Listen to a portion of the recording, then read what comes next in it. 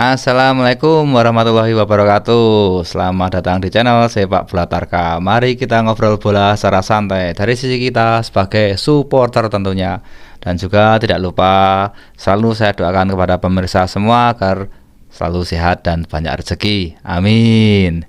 Dalam video pendek kali ini tidak lain tidak bukan saya ingin menceritakan perasaan saya, kegembiraan saya. Apalagi kalau bukan masalah timnas, kemenangan timnas Indonesia melawan Arab dengan skor 2-0. Terus terang saja, waktu awal-awal menonton pertandingan di awal babak kita sudah mendapatkan peluang dan gagal mencetak gol. Itu membuat saya terngiang-ngiang dengan kalimat-kalimat beberapa komentator bola, di mana 15 menit awal kita tidak bisa memanfaatkan peluang, kemudian melawan akan berbalik menguasai pertandingan dan kita akan gantian, kita akan kalah. Nah, itulah yang membayangi saya. Kalimat itu yang bikin saya takut. Ini di awal kita sudah dapat kesempatan tapi tidak bisa dikonversi jadi gol, dan ketakutan saya semakin besar karena kita ya nggak bisa selalu mendominasi pertandingan. Jadi ketakutan saya akan kalimat-kalimat yang dilontarkan para komentator semakin tebal. Waduh, ini gimana ini? Indonesia kayaknya susah ini mau menang karena di awal-awal kita tidak bisa memanfaatkan peluang menjadi gol. Tapi alhamdulillah kita bisa mencetak gol lewat Marcelino. Walaupun ya satu gol itu menurut saya masih belum cukup ya, belum cukup untuk membuat tenang karena ya kita bermain mengandalkan counter attack. Arab juga menguasai bola, mereka juga menyerang walaupun mereka nggak dapat peluang-peluang yang bagus, peluang emas itu mereka nggak dapat.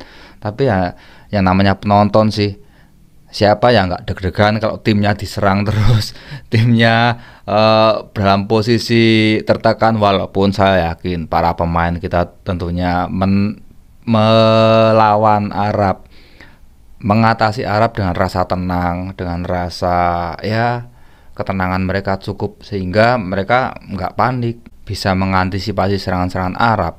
Tapi sekali lagi, penonton di depan layar kaca perasaannya beda. Rasanya beda melihat timnya diserang, itu yang membuat saya takut. Walaupun di babak kedua kita bisa mencetak gol lagi lewat Marcelino, cakep banget golnya, tapi kekhawatiran saya belum hilang waktu itu.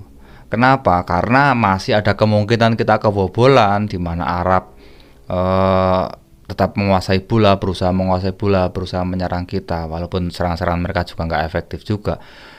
Dan ketakutan saya ketika mulai menit-menit akhir, saya berharap Indonesia tetap tidak kebobolan. Walaupun ketika kita kebobolan satu aja, kita tetap menang. Tapi ketika kita kebobolan dan skor menjadi 2-1, itu ritme pertandingan pasti akan berubah. Arab semakin semangat dan kita semakin konsentrasi pada pertahanan. Nah, ini kalau pertahanan kita bisa konsentrasi full, itu nggak masalah sih. Tapi kan ada luputnya juga. Kadang kita meleset juga dan akhirnya bisa kebobolan lagi dan bisa menjadi 2-2 seperti waktu lawan Bahrain kemarin. Itulah yang saya takutkan, itulah yang saya khawatirkan ketika skor 2-0 sekalipun. Mungkin kalau 3-0 saya nggak tahu juga, mungkin lebih tenang kali ya. Tapi rasa ketakutan saya yang kemarin-kemarin ketika melawan Bahrain, terus ya yang dulu-dulu lah, dari yang dulu-dulu ketika kita unggul 1-0 itu wah, rasanya beda banget rasanya. Lawan Kuwait dulu juga pernah kan. Nah, oke, tapi ya itulah akhirnya kita bisa memenangkan pertandingan dan kita bisa menempati posisi ketiga. Ini bagus banget dan saya sangat menikmatinya. Cuma kita jangan terlalu terlena dengan posisi ini karena perjalanan masih jauh. Piala Dunia masih jauh, masih banyak tantangan yang harus kita hadapi. Dan ingat, poin kita 6-6-6 sama poin kita 6 dengan yang lain, sama 6-nya ya, terpaut sedikit dengan Australia yang 7 poin. Nah, ini artinya posisi ketiga belum aman, belum menjamin. Kita tetap harus bisa menambah poin lagi untuk menjaga asa di Piala Dunia. Jadi kita jangan terlena, semoga euforia ini berhenti sampai di sini aja. Lupakan kemenangan kemarin. Sekarang kita fokus ke depan untuk menghadapi Australia. Nah, ngomong-ngomong masalah Piala Dunia, saya sudah tidak ingin lagi melihat atau membaca berita-berita dengan kalimat yang skenario Indonesia lolos ke Piala Dunia harus gini, harus gini, harus gitu. Terus terang saya udah males nonton berita kayak gitu, bukan apa-apa, karena ketika saya membaca otomatis saya bisa berekspektasi lebih seperti kemarin-kemarin, dan ketika gagal, wah itu sangat menyakitkan. Saya ingin fokus dari satu pertandingan ke pertandingan yang lain. Saya nggak ingin ngomongin Piala Dunia, saya nggak ingin, ya ibaratnya ekspektasi saya nggak ingin terlalu berlebih tentang Piala Dunia. Ya anggap saja tim kita masih di bawah rata-rata. Saya masih melihat tim Indonesia, saya anggap timnas Indonesia menjadi tim yang lemah, yang underdog, sehingga rasa dakdikduk saya agak sedikit terkurangi, tapi tetap berharap dan tetap mendukung agar timnas menang. Caranya gimana? Yaitu mendukung dari satu pertandingan ke pertandingan yang lain. Nggak usah mikir terlalu jauh Piala Dunia atau apapun itu. Kita lawan Australia dulu, mikir yang itu dulu.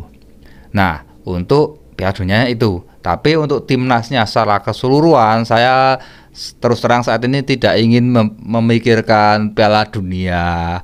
Saya ingin mendukung Indonesia dari satu pertandingan ke pertandingan yang lain dulu, seperti yang sudah saya katakan tadi, yaitu apa? AFF, ya, yang terdekat kan AFF.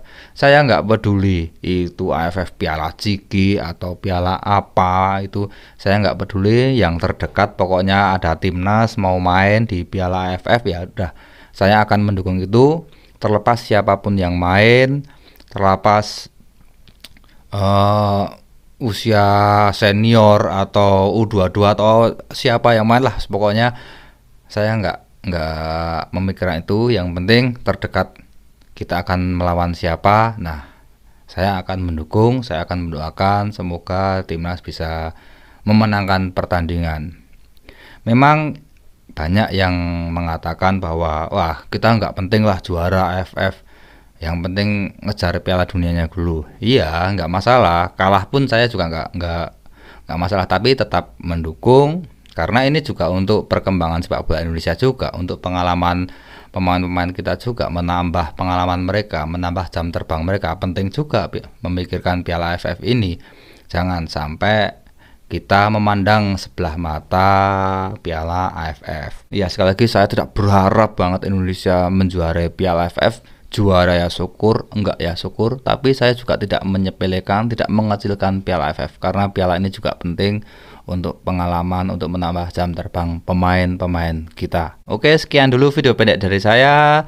Mari kita dukung timnas apapun eventnya, apapun pertandingannya. Maju terus sepak bola Indonesia, kompak terus supporter Indonesia. Mari kita majukan sepak bola Indonesia sesuai dengan kapasitas kita.